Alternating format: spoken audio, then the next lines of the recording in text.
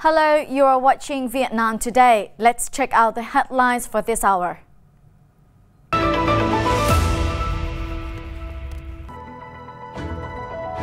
Directive to enhance data sharing from e-commerce development. Responsible businesses for Vietnam thriving next generation.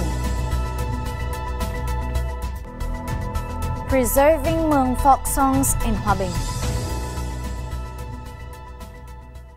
Prime Minister Phạm Minh Chính on May 31st signed Directive number 18 on promoting data connection and sharing for e-commerce development, preventing tax loss and ensuring monetary security. The directive highlights that Vietnam digital economy has witnessed a strong development with the important contribution of e-commerce in recent years. In order to increase the effectiveness and promote digital transformation in the state management of e-commerce activities, trading on digital platform and cross-border business, as well as the sharing of data among ministry and agencies for e-commerce development, the Prime Minister Phạm Minh Chính has assigned tasks to ministry and agencies in the Directive number 18. One of the tasks of the Ministry of Finance is to coordinate with other ministry and agencies in completing the amendment of legal documents related to e-commerce, streamlining administrative procedures, and strictly handling tax and custom violations. It is also given the prime responsibility for devising a detailed plans for data connection and sharing with the Ministry of Industry and Trade, the Ministry of Information and Communications, the Ministry of Public Security, the State Bank of Vietnam, and relevant agencies to strengthen tax administration for e-commerce activities and supply of cross-border digital products and services. The Quảng Bình Provincial People Committee has issued a plan on logistic development by 2030 with a target of developing into a center of logistics of the North Central region. Under the plan, the North Central Province will focus on building logistic infrastructure, seeking investment in developing a logistics center at the Hòn La economic zone, improving the supply capacity of logistic businesses, and attracting cargo transport via border gates and seaports.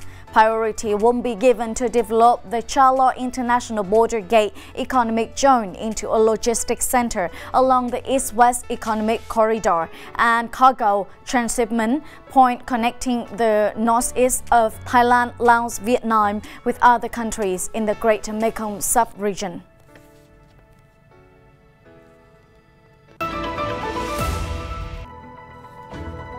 Responsible businesses for Vietnam thriving next generation. Preserving mường folk song in Hòa Bình. Today, June 1st, is the World Children's Day.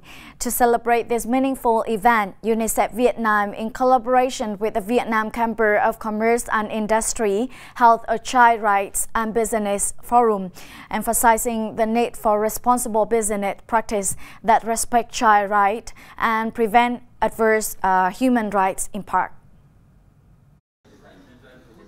Speaking at the Child Rights and Business Forum, Rana Flowers, representatives of UNICEF in Vietnam, said that children are both the present and the futures, and business practices cannot be sustainable if they do not account for their impact on children.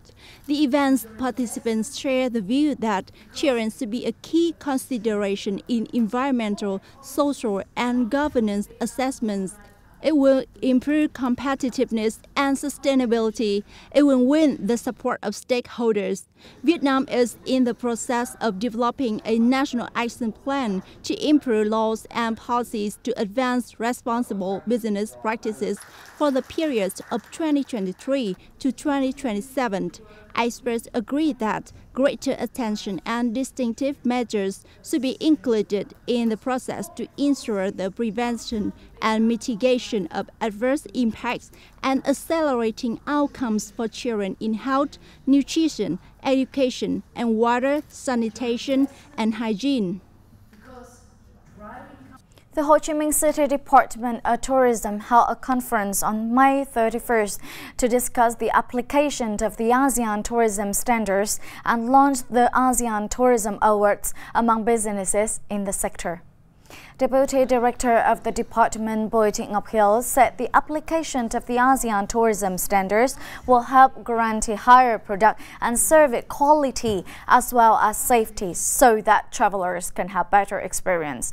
It will create a quality tourism environment and promote Ho Chi Minh City as a trustworthy tourist destination.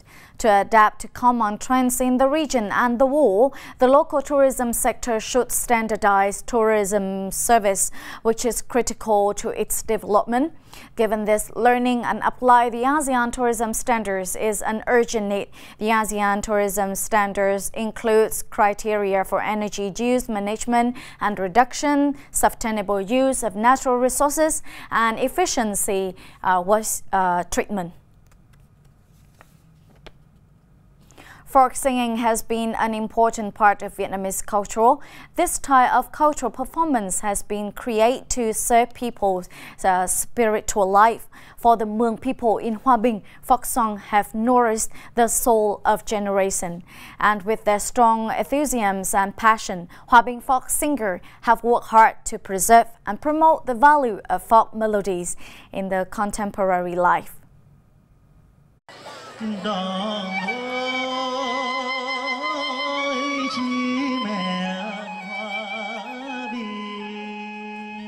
The model of Mueang Singing Club is being expanded in 4 regions of Bi, Vang, Thành, and Dong in the northern mountainous province of Hoa Binh.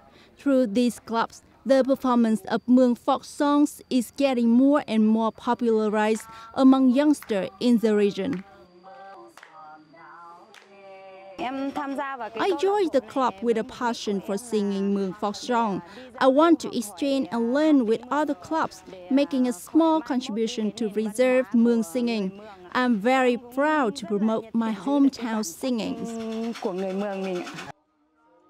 The unique culture of Mueang people has been passed down through generations, bringing in a strong and long-lasting vitality, becoming a cultural flow imbued with the ethnic group's unique cultural values. Local people sing not only on the occasions of weddings, new house celebrations, festivals, and cultural and artistic exchange. Mueang folk songs are becoming more and more popular through the lullabies when men and women declaring their love to each other while working in the fields and gardens.